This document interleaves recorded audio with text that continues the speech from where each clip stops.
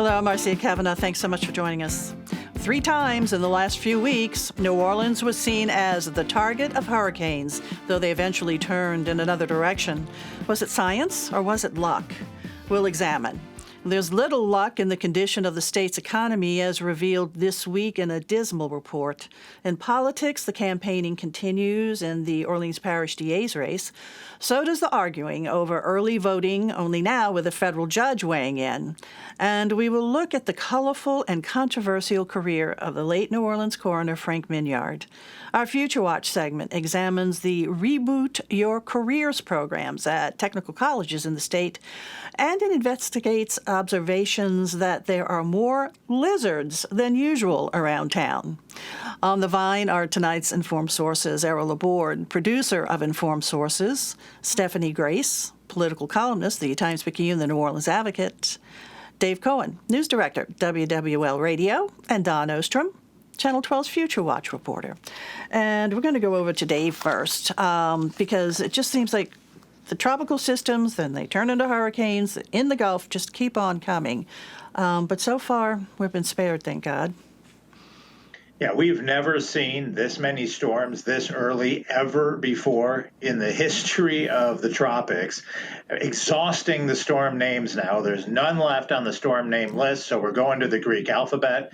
And one after the other, they keep heading. It seems like, based on the initial predictions, they've got New Orleans in the crosshairs at some point, at least when you talk about Laura, Marco, and Sally. All of them at some point in their evolution were forecast to come directly to New Orleans. And then over time, as the forecasts got more accurate and as more data got put into the models and they were able to better predict where it was going each time, it moved far enough away that we felt just about nothing right here in southeast Louisiana. Yeah, and we certainly can't complain about that. I mean, it's a big relief, even though I think we're all pretty worn out just from the stress of seeing all this happen. But, I mean, our hearts break. Southwest Louisiana and to see what happened in the Alabama, Florida coast. And can you imagine if we had gotten either of Laura with its 150-mile-an-hour winds come here? That would have overwhelmed the capacity and capabilities of the new multi-billion-dollar levee system, flood wall system, and hurricane protection system. It's built for a Category 3, not for a Category 4. Had Sally come here with 36 inches of rain, we'd probably still be swimming and working on how to pump out the city. Right. I mean, that's what you have to think of. Oh, my goodness, had this come here with that amount of rainfall. Well, these systems are really, let's say, challenging. The forecasters, the weather forecasters, they really got them worried and scratching their heads, too. I mean, what's going on with these systems? As Errol wrote, you know, is there some science about it, or are we just lucking out here in the city? Well, I'd like to think that someone's watching over us and protecting New Orleans because we've had our fair share, but it's probably more science than it is luck. And the truth is that Sally was very difficult and confounding for the forecasters because it was moving so slowly, barely meandering through the Gulf of Mexico. And large storms that move slowly are harder for them to nail down because they don't know how the steering currents will influence them as much. And there's so much more time that they're just sitting there as they try to determine which steering, will influence it more. So Sally was slow, and that was the problem. With Laura, they actually got it pretty close 3 days out. It was the 4 and 5 days out where they thought it was coming here, and then they thought it was going to Texas, and then they thought it was coming back to Louisiana, and then they finally kind of got it squared away. But you remember, it's relatively recently that the Hurricane Center is putting out 5-day forecasts. Just a decade or so ago, they were only putting out 2-day forecasts. But emergency planners complained that didn't give them enough time if they found out 2 days before a storm that it was headed their way to make proper plans, evacuation, shelter-in-place orders, whatever the case may be. So the Hurricane Center worked very hard through millions of dollars in upgrades of satellites, buoys, computer systems, Hurricane Hunter aircraft, and everything else to better be able to predict further out where a storm would go. They have gotten better at it, but they will still tell you at the Hurricane Center, 3 days out, they're still about 70 miles off on a prediction. That's the built-in error sure. There have been several times over the years when there was a tropical system coming our way, and there was this last-minute turn to the right. I think even Katrina did a little bit of a turn to the right. Of course, it broke the levees, but, Yes. but we've seen the turn to the right a lot. Is there any rational explanations for that? None that any of the scientists have been able to tell us yet, but it does seem like even when they are on a track and they clip either Plaquemines Parish or Lower Jefferson, that there seems to be this sudden jog to the right and heads to the Mississippi Gulf Coast for the full landfall. And we did see that with Katrina. Things would have been even worse here had that not happened. So you're right, but no one that I've talked to has been able to tell us that there's any reason, any science that would explain why there's frequently a jog to the right, particularly of these major storms that head our way.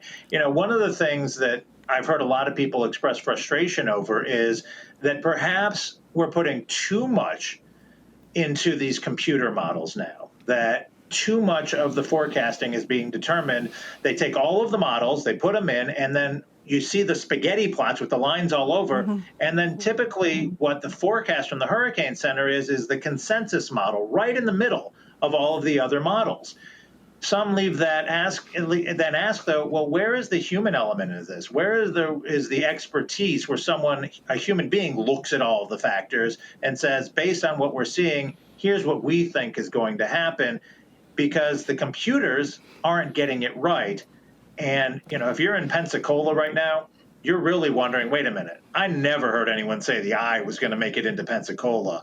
And that's because the forecast track never did. Say the closest it got was just to the west of the Alabama-Florida state line. But that eye definitely came in right over Pensacola after first hitting Alabama. Something that I think scares a lot of people locally, or at least misleads them, is if they're watching and they hear that the hurricane is going to clip heading towards Plaquemines Parish. And they think, oh my God, Plaquemines Parish is just across the bridge from New Orleans. What they're talking about is Pilot Town, you know, down at the end of Plaquemines Parish, which is like 100 miles away. Or they hear that the hurricane is heading to parts of Jefferson Parish, and people are thinking Metairie, but they're talking about Grand Isle. I mean, those right. two That's parishes, the mouth of the river. That's the coast. You're right. And they're going to always lose a lot of punch coming over all that land before they get to the metro area anyway. But, you know, you still don't want, that's too close for comfort. It really is. And when God knows we want more land and more cypress forests, which of course we've lost too much of, which protects us. So, I know, and also we should keep in mind, we're in the Greek alphabet already too. There's another storm. Yeah, right, exactly. We've already had Alpha, and now they're expecting the system in the Gulf right now to become Hurricane Beta this weekend as it meanders again, a slow-moving, hard-to-predict meandering storm near the Texas-Mexican coast. What happens next week is going to be the big question. We don't know yet. Tuesday or Wednesday, we should get a better idea of if this is going to drift towards Louisiana or stay on the Texas side of things. And we have to just stay informed. Okay, thanks a lot, Dave. Errol, over to you. A report came out about the state's economy and local economy, too, as a result of the pandemic. News is not good. You know, every year, Professor Lauren Scott, the professor emeritus at LSU, does this report about the state of the state, and it's a big event. Usually they have like a big luncheon, and people go to hear what he has to say. Well, in the new world, his report was viral, but still he has a big interested audience. Usually his report is sort of guarded optimism. Well, this year the guard wasn't there, and the optimism escaped, all right? Because it was a very pessimistic report. I mean, the man was trying to tell the truth, but he says, you know, the recovery is going to be a long-term recovery. And for as bad as it is for the state, it's even worse than for New Orleans.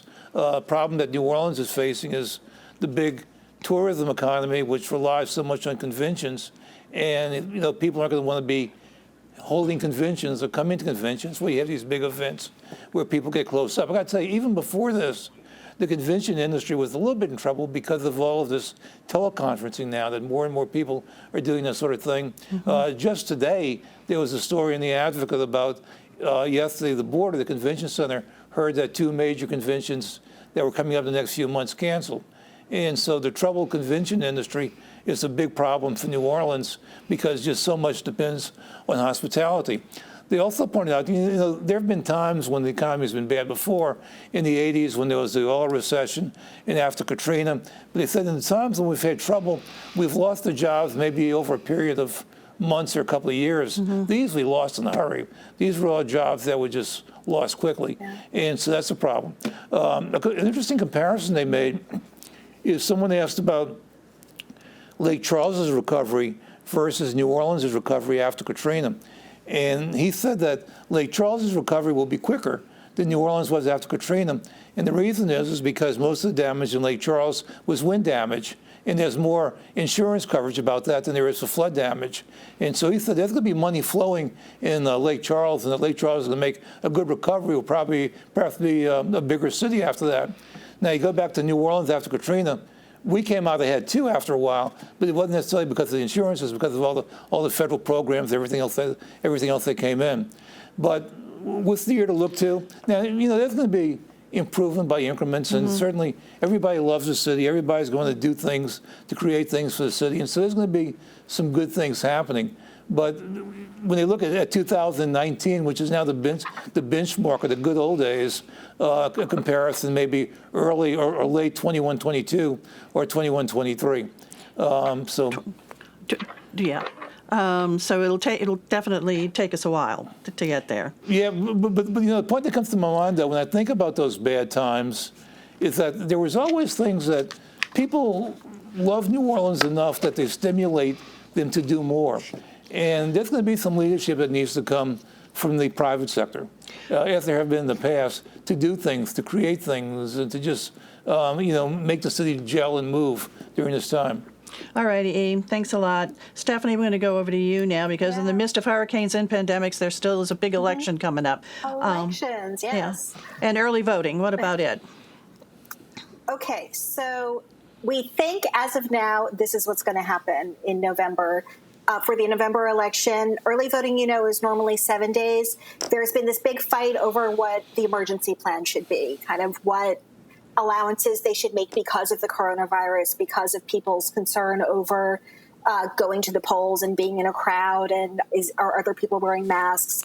You have people with pre-existing conditions. You have people who are caretakers of people who are vulnerable.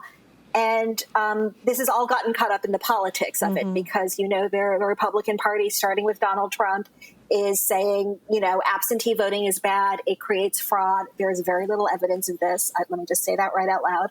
And but this has been driving the fight within the state. So Secretary of State Kyle Ardoin came out with a plan. Go back a little bit. In this summer, remember, there was the delayed primary. The Republican Secretary of State, Kyle Ardoin, and the Democratic Governor, John Bel Edwards, agreed on some provisions to extend early voting and also to have more mail balloting. We already have mail balloting for people who are 65 and older, going to be out of town, hospitalized, various provisions. So we have that. So the idea was to expand it. The legislature, the Republicans specifically in the legislature, really pushed back on that and kind of limited provisions that people could claim to get a mail ballot based on coronavirus. So it wasn't really a very liberal system, but it was an expansion and it went pretty well. There was a lot of mail balloting. A lot of it really was not from people claiming these new exceptions. It was from people who were over 65, frankly, who we know are more vulnerable to coronavirus. So we found that out over the summer. Instead of going with that same plan for the fall, what the Secretary of State did was dial it back, and that was at the behest of the Republicans in the legislature. They said, we're not going to approve what we approved last time. So really the only coronavirus exception that they approved was you have to have a positive test. So if you have pre-existing conditions, if you are a caretaker, Steve Gleason got involved in this, saying, people who are caretakers of ALS patients wouldn't be able to get this exemption. John Bel Edwards did not agree to it. The governor is required to sign it, so it ended up in court. And there was a decision last week by a federal judge in Baton Rouge, Shelley Dick. And what she said is, go back to what you did in the summer. That worked. And that addressed the concerns of allowing people to vote who have concerns. And despite all this all this talk about fraud, there wasn't any fraud. It worked fine. So do that. So that's where we stand what's the now. next? Okay, so what's the next step? Will there be appeal of that? Well, we don't know yet. That's the question. Ardoin and Secretary of State Attorney General Jeff Landry are considering appealing it. The problem is we're running really low on time, and Right. they need to get this working. You asked about early voting. The early voting provision of this is the expectation is that it will be expanded from 7 days to 10 days, so backed up to October 16th. That's something that everyone seems to agree on. Some people would like it to be 2 weeks, but you'll run into the deadline of people registering. There are logistical challenges to that. Stephanie, let me ask you that. What are we seeing in terms of requests for mail-in ballots? Is there for how it exists right now? We're seeing a lot, and again, one of the interesting things it's not under these coronavirus exceptions. It's under the existing law. Mm-hmm. It is really mostly people who are 65 and older who want to take advantage of this. And again, they are a high-risk group. Right. And there's a lot of talk about this in the national media over, most states have much more permissive systems in place now. Okay. And we're really, even if this goes through, this is going to be one of the most restrictive in the country. All right. So that's what we're anticipating, that it will be a restrictive system. Yes. Okay. And again, we think early voting will start October 16th. Okay. All right. But Steph, we're not sure yet. Thanks a lot, Steph. All right. Yes. Over to Dawn right now. Okay. A lot of folks found themselves without jobs because of the pandemic. There's a chance maybe for them to, quote, reboot their career. What's that about? Absolutely. There are about 300,000 people in the state actually who have found out jobs. And there's a new program, part of the Louisiana Community and Technical Colleges system, that got money. Governor John Bel Edwards set aside $10 million from the Federal CARES Act in July to help boost this program called Reboot. And what it is 8 to 12 week training programs at our community and technical colleges for certificates in things, not degrees, not full degrees, but train for jobs in technology, healthcare, IT, you name it, hand jobs. The goal is to get people trained up in jobs that are high demand and high pay, meaning that when you come out with this certificate, you can get a job that'll get you about $50,000 a year or more, and a job you actually have upward mobility too if you get more education and more training. The program was launched on Sunday during the Saints game with a 15-second ad. And within the first 5 days, they had received several hundred phone calls for people wanting to sign up. Most of those phone calls and website inquiries came from people in the New Orleans area. About 2/3 came from the New Orleans area, which has been the hardest hit. If you are interested, before I talk anymore, there is a website to go to. It is lctcs.edu/reboot. And you can sign up right there. And what the CARES Act funding does, it doesn't make tuition go away completely, but it reduces tuition. So a program before where the 8 to 12 week program would have cost $5,000 to $8,000, it might cost $500. There are also now no application fees, and it is like I said, short-term training. And part of the idea is that this is a program that trains people for jobs that are there right now and available, so that the industry is reaching out to the technical and community colleges, just saying, who are your people? Find us your people. You train them, we'll take them. And it's working well. The cost to the students, like I said, varies. And this is really the growth area for education around the state and around the nation. In the last 6 years, 5,000 certificates were given annually or sought out annually. And in the past year, it was 15,000. And I'm told by the president of the Louisiana Community and Technical Colleges system that it's not just for people who don't have college degrees, but it is really a path forward for a lot of people where you might say, go to college and get an engineering degree. You also need a technical certificate to go along with that engineering degree that says I have the wherewithal to go ahead and actually do this job, not just the knowledge, but the training as well. Well, let me ask you this quickly because we have to wrap up. But is it virtual or in person or a combination of both? I guess it depends on the program. Combination of both. It's at Delgado here in the New Orleans area. But just go to that website, lctcs.edu/reboot, and you can find out about all the programs. And then there are other technical colleges around the region, around too, the state. like in Tangipahoa, St. Tammany, et cetera, St. John. Okay. Correct. All right. Thanks a lot, Don. Sounds like a really interesting and could be very beneficial program. Okay. Stephanie, back over to you. DA's race in Orleans Parish. How's that looking now? It's starting to heat up. I mean, it's a very big race. Leon Cannizzaro is not running. He's been the incumbent for 12 years, so we will get a new DA. There are 4 candidates. Jason Williams, the city councilman, also a defense attorney. Kiva Landrum just resigned from the judgeship to run. She, remember, was the interim DA after back when Eddie Jordan left years ago. Arthur Hunter, a very long-time judge who also resigned from the bench in order to run. And Morris Reed, who's someone who is a former judge who's run various times for various offices. The two kind of interesting things I think at this point are the fact that Jason Williams really does seem to have legs, despite the fact that he is under federal indictment, which is a very big deal and again, not for anything he did in office, for tax issues, but he's running to be the chief prosecutor of the parish, obviously, and yet he's still raising a lot of money. He's polling well. He has some big endorsements from some noteworthy people. He did an online chat with Walter Isaacson, the famed author, Tulane professor, the other day. It's interesting. And the other headline I think out of this is no matter who wins, there's going to be a big change in this office because Leon Cannizzaro was really kind of an old school law and order guy. And there's this big criminal justice reform movement that is sweeping DA's offices around the country. And really, all of these candidates are much more in line with that than Leon Cannizzaro was. Kiva Landrum might be a little more in this, positioning herself a little more in the center. The others maybe a little more on the side, but not huge differences in what they're talking about. Everyone's talking about reducing, for example, multiple billing. The state has a habitual offender law that allows prosecutors to pile on the sentence if somebody has previous convictions.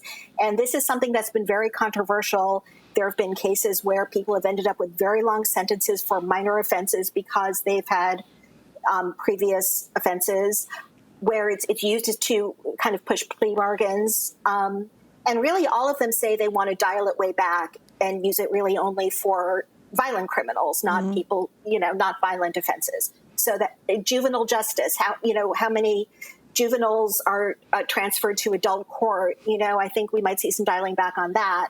I think a lot of these different areas where you've heard a lot of discussion about, kind of how to change the philosophy of prosecuting and policing will be in play. And again, I do think the office will be different no matter who wins, and that will be very interesting to see.